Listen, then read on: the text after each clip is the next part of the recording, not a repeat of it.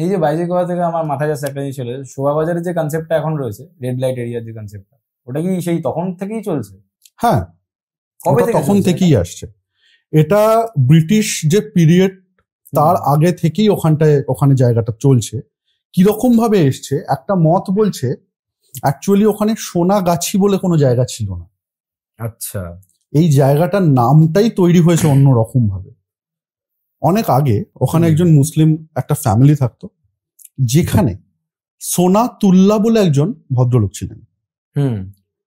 উনি খুব কম বয়সে মারা যান। ওনার মা ওই ছেলের মৃত্যুতে খুব ভেঙে পড়েন, খুব কান্নাকাটি করেন, খুব দুঃখ।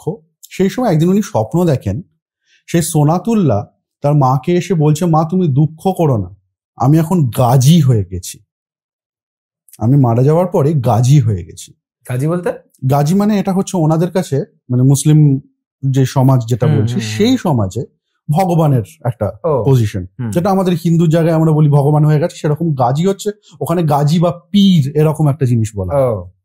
বুঝলাম। সেই জায়গা থেকে তখন একটা ওখানে মুসলেম বানানো হয়, মানে একটা মসজিদ বানানো হয়। মানে সোনাতুল্লাহর মা এই সোনাতুল্লাহর জন্য ওখানে একটা মসজিদ তৈরি করেন ওই জায়গায়, যেইখান থেকে নাম হয় সোনা গাজীর, মানে এটা। আচ্ছা। সেই সোনা গাজী থেকে, সোনাতুল্লাহ বাবা গাজী, সোনাতুল্লাহ গাজী, সেই থেকে অপভ্রষ্ট হতে হতে নামটা এসছে সোনাগাছি। এইটাই হচ্ছে অ্যাকচুয়াল মত। তুই যেখানেই সার্চ করবি না কেন, কোনো বই রেফারেন্স বল বা ইন্টারনেটে রিসার্চ করে বল, এই রেফারেন্সটাই পাবি বারবার। মসজিদটা ভেঙে গেছে এখনো পর্যন্ত, যতটুকু জানি মসজিদটা খুবই একটা বাজে হয়তো কন্ডিশনে আছে বা কিছু, সেরকম মেনটেনেন্স নেই। ভিতরে ওটা ভেতরে। এবং এই জায়গাতে পরবর্তীকালে ব্রিটিশ সৈন্যরা যখন আসে, সৈন্যদেরকে ক্যাটার করবার জন্য ওখানে এই রেড লাইট মানে প্রস্টিটিউটসদের ওখানে এনে এনে এনে রাখা হয়।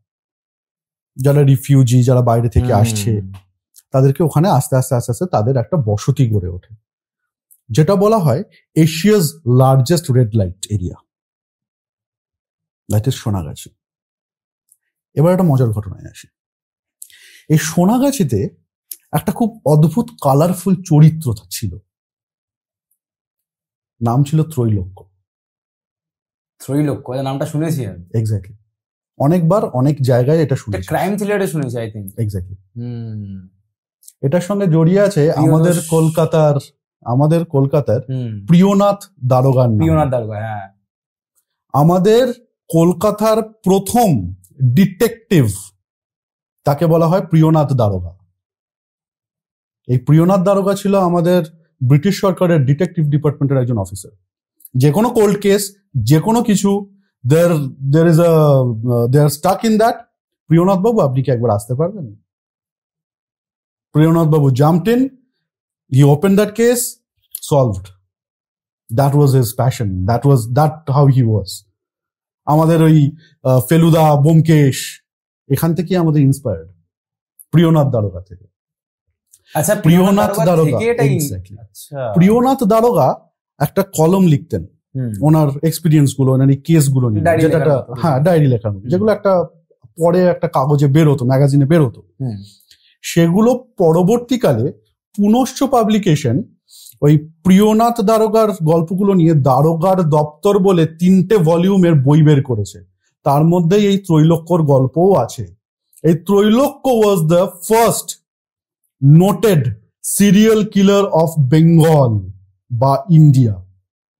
মতান্তরে ইন্ডিয়ার ফার্স্ট সিরিয়াল কিলার ছিল। এক্স্যাক্টলি, ত্রৈলোক্য। একটার পর একটা খুন করেছে, কেউ ধরতে পারেনি। She was a master of disguise.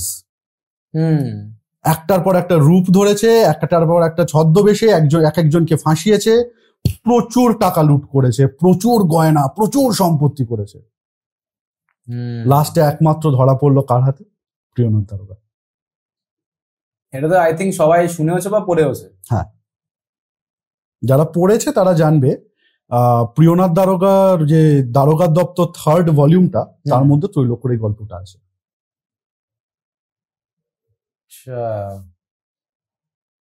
এই হলো আমাদের শোভাবাজার এরিয়ার একটা ছোট কাহিনী।